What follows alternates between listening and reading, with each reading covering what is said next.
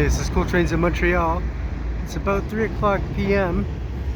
on the 21st of September 2022. And I've got a train crossing St. Patrick Street Bridge here in St. Henri.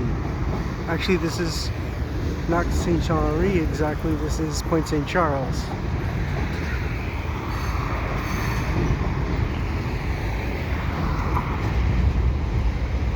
Looks like a lot of hoppers and probably a lot of tankers as well.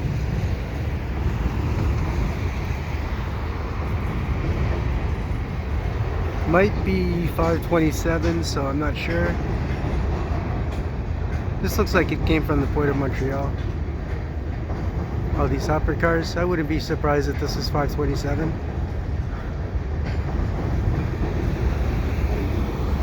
And I wouldn't be surprised if it was going to do a backup move as well.